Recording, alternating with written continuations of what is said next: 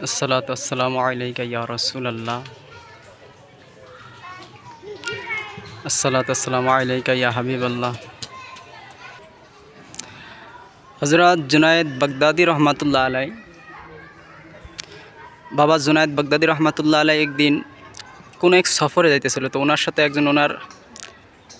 একজন খাস মুরিদ আনছিল, যে মুরিদ মানে মাওলা জুনায়েদ ছাড়া কিছুই বোঝে না।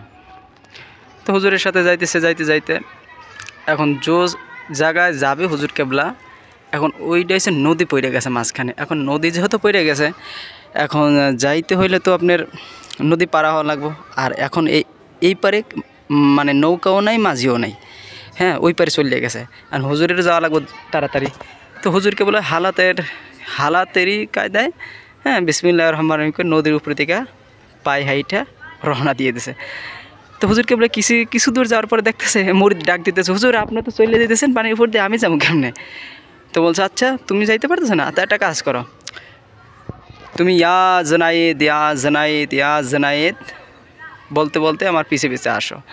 আর জুনায়েদ বগদাদি রহমতুল্লাহ আলাইহ কিন্তু উনি ইয়া আল্লাহ ইয়া আল্লাহ ইয়া আল্লাহ ইয়া আল্লাহ বলতে বলতে উনি যাইতেছে।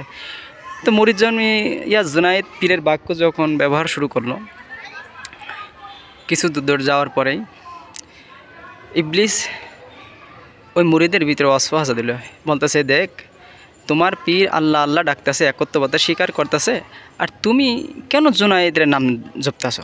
তুমিও আল্লাহ জপো, তুমি তো আল্লাহর সৃষ্টি, হ্যাঁ তোমার মাবুদ তো আল্লাহ, তোমার তো রিজিক দে আল্লাহ, তা তুমি কেন জুনায়েদের নাম জপো? তখন ও দেখলো হ্যাঁ যুক্তিতর্কে তো সঠিক কথা, আমার পীর ডাকে আল্লাহরে, আমি কেন ডাকি ইয়া জুনায়েদ না যাই, তো এটা তো সেরে কি। তখন মুরিদ কী করলো, অন্যান্যরা কিন্তু মানে নদীর মাঝখানে চলে গেছে। তখন মুরিদ বলতেছে আল্লাহ আল্লাহ ইয়া আল্লাহ যে শুরু করছে, মুরিদ এবার পানির তলে ডুবা শুরু করছে। এতক্ষণ ছিল ভাইসা, এখন কিন্তু পানির উপরে হাইটে আইছিল, এখন কিন্তু ডুবে যাইতেছে। যখন ডুবে যাইতেছে তখন বলতেছে হুজুর আমারে উঠান। দেন পিছে তাকাইতে মুরিদ পানির ভিতরে সাঁতরাইতেছে। হ্যাঁ, তো হুজুর কইতেছে তোমার এই দশা কেন? তোমারও তো আমি বললাম ইয়া জুনায়েদ বলছে হুজুর আমার ভিতরে, হ্যাঁ নফস আমার ভিতরে এরকম একটা আসলো, যা আমার পীর ডাকে আল্লাহ আল্লাহর, আমি কেন জুনায়েদ ডাকে? তো সের জন্য আমিও আল্লাহ আল্লাহ ডাকলাম, সের জন্য আমার এই অবস্থা হয়েছে। তখন বলছে বাবা তুমি তো এখন পর্যন্ত জুনায়েদ পর্যন্তই পৌঁছাইতে পারলা না, তুমি আল্লাহ পর্যন্ত পৌঁছাবা কেমনে? এখন পর্যন্ত তুমি পীরকেই বুঝতে পারলা না, পীরের দরবারেই যাইতে পারলা না, পীরের হাকিকত বুঝলা না, পীরকে এখনও পর্যন্ত পীরকে খুশি করতে পারলা না, পীরের কাছে আসতে পারলা না। আর তুমি কেমনে পীর যতক্ষণ পর্যন্ত তোমার ফানাফি শায়েক হাসিল না হবে, ততক্ষণ পর্যন্ত তুমি ফানাফি শায়েক বা হাসিল না হবে, ততক্ষণ পর্যন্ত তুমি ফানাফির রাসুলে যাইতে পারবে না। ফানাফির রাসুল না হইলে ততক্ষণ পর্যন্ত তুমি ফানাফিল্লা বা বাকাবিল্লা তুমি যাইতেই পারবে না। তো প্রথম তোমাকে যাই তুমি অর্জন করো আর যাই পাও, সকল কিন্তু কি পীরের মাধ্যমে তোমার অর্জন করা লাগবে, পীরের মাধ্যমে তোমার পাওয়া লাগবে। তখন বলছে হুজুর আমার তো ভুল হয়ে গেছে, হুজুর আমাকে উদ্ধার করেন। তখন বলছে জেলা আবার তুমি বলে ইয়া জুনায়েদ। তো আবার উনি ইয়া জুনায়েদ পড়ে, তো পানি এবার কি আবার ওনাকে পানি থেকে উঠাইয়া আবার উনি পানির উপরে দাঁড়িয়ে গেছে। তো পীরের সাথে হাইটা চলে আসছে। তো এই যে ব্যাখ্যাটা, এটার কথা, এটার হাকিকতটা কি? এটার হাকিকত আমরা যে সিলসিলায় বায়াত গ্রহণ করছি বা মুরিদ হইছি, আমরা কিন্তু পীরের দরবারে যাই, পীরে কি কয় না কয় শুনি, পরবর্তীতে চলে আসি, কিন্তু আমল করি না। কিন্তু তরিকতের মেন কথা হয়েছে আমরা পীরের দরবারে যাই আমি আমাকে চেনার জন্য, আমি আমার নফসকে চেনার জন্য, আমি আমার রুহকে চেনার জন্য, আমি একটা প্রকৃত মমিনে কামেল বা ভালো একটা ইনসান হওয়ার জন্য, হ্যাঁ পবিত্র করার জন্য আমি রাজাই।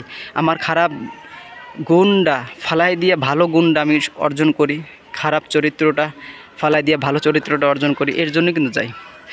পীরের দরবার হচ্ছে একটা পাঠ, একটা বিশ্ববিদ্যালয়। এখান থেকে মানুষ হয়ে পয়দা হয়। হ্যাঁ, মা বাবার গর্ভে থেকে যারা আসে এরা কিন্তু মানুষ হয়ে আসে, কিন্তু কি মানুষ নামে তাদের ভিতরে কিন্তু জানোয়ার বিরাজ করে। আর পীরের দরবারে আসলে ওই জানোয়ারকে হাঁটাইয়া, নফসে আমারাকে হাঁটাইয়া, হ্যাঁ তাকে রুহের অধীন করে দেওয়া হয়। তো সের জন্য সর্বসময় পীর মুর্শিদকে ফলো করবেন। পীর মুর্শিদ যা বলে ওইটাই সত্য। পীর মুর্শিদ যদি বলে দিনকে বলে যদি রাত্রে বলে যদি দিন, ওইটাই হাকিকত। কেন পীর মুর্শিদ যাই জবান থেকে বলবে আল্লাহ তাআলা ওইটাই কি মঞ্জুর করে নেবে। কেন কামেল পীর মুর্শিদের ভিতরে আল্লাহ ও রাসূল বিরাজ করে। কেননা কামেল পীর মুর্শিদ যারা ফানাফিল্লা বাকাবিল্লা স্তরের ওলি, তারা আল্লাহ তাআলা ইলহাম দ্বারা তাদের সাথে কথা বলে।